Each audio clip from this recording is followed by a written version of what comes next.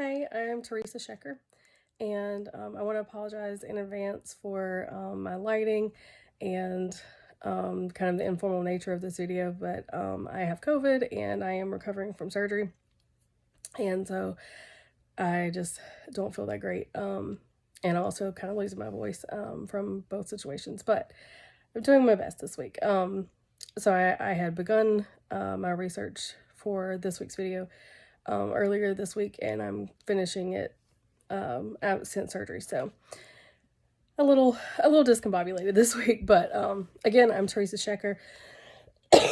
My dissertation topic is the effects of children in the Siege of Vicksburg.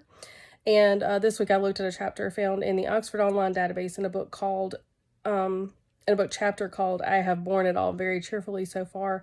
The book is actually entitled Mississippi in the Civil War, The Home Front by Timothy B. Smith, in which he used a vast majority of primary source documents.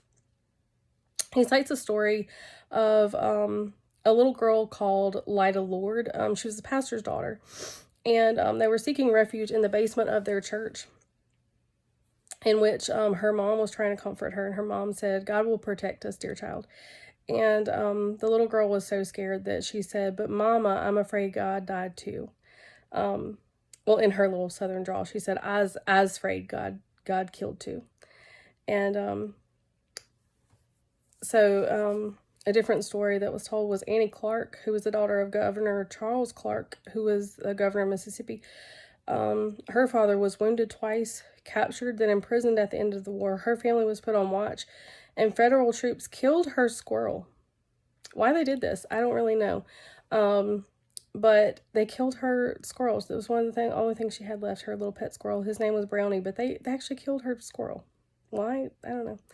But I thought that was a mean thing to do to a child. Another story was told of a little boy. His name was Andrew Jackson Smith. His nanny was a slave woman, and she used to tell him horror stories to keep him in line and the other children in line. She told him of Yankee men who were horned monsters who spat fire as smoke billowed from their ears, and also told of Yankee soldiers who would decapitate young children who would not listen. This scared young Andrew enough, but after seeing the blood-stained pews of his church where enemies were brought back, to, his fears grew even more. Then, hearing what he described as the rat-a-tat-tat of guns come closer to his home, he knew that the enemy was coming closer. Confederates were brought to his home to be treated, and his house was turned into a hospital. This is what he described. He said, "A carpenter's bench in our backyard was used as an operating table." And he said, "I am sure that no anesthetics were used, as the army surgeon with an ordinary handsaw amputated arms and legs. You can only imagine the nightmares that he had as a child, hearing guns get closer to his house, seeing arms and legs be sawed off in this way. The ravings of these wounded soldiers rang in my ears as I lay in my little trundle bed at night." It's a lot for a child to see. Other children complained of losing fathers and brothers, and supplies were a real concern during the war. Many were also concerned with the lack of schooling during the war and being embarrassed. One little girl wrote in her diary that she hid under the bed when Union soldiers came in her house. But the Union soldier saw her under the bed, saw her little feet, and so he pulled her out. But when he picked her up, he ended up kissing her. He ended up saying, "You look just like my little girl." And he kissed her, and he let her go. But she was horribly made fun of for that, because she looked just like his little girl. And so she was relentlessly teased for this. A second thing that I looked at was in Project Muse database, in a chapter called Practicing Destructive War in Mississippi. This was in a book called Sherman, A Soldier's Passion for Order by Marzalek. This book tells the story of Sherman bringing his wife and his family to the Parson Fox camp. This was a plantation camp at Bovina, Mississippi. This is just 9 miles from Vicksburg. This was after the war was over at Vicksburg. Or technically over. This was after the 4th of July surrender. This was the home of Reverend Fox. Sherman was comfortable here, too comfortable here. He actually said, "I have a healthy camp and have no fear of yellow or other fevers." Unfortunately for his 9-year-old son, Willie, because Sherman's wife brought all of their children with her. Sherman's oldest son,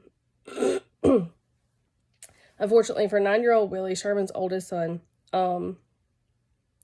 fever didn't care at all for his comfort. Though the Union Army promoted him voluntarily to the rank of sergeant, he contracted typhoid fever. Although his mother moved him to Memphis for better treatment, he could not be helped. And this was a quote in there that said, Willie, so fearless in life, displayed the same courage in the face of death. He told the priest that if it was God's will, he would accept death, though he did not want to leave his father and mother. Carrier told him that he would see them again in heaven, so Willie became more resigned. Ellen began to cry. That was Sherman's wife, and Willie reached out and caressed his mother's face. He died peacefully with his family around him.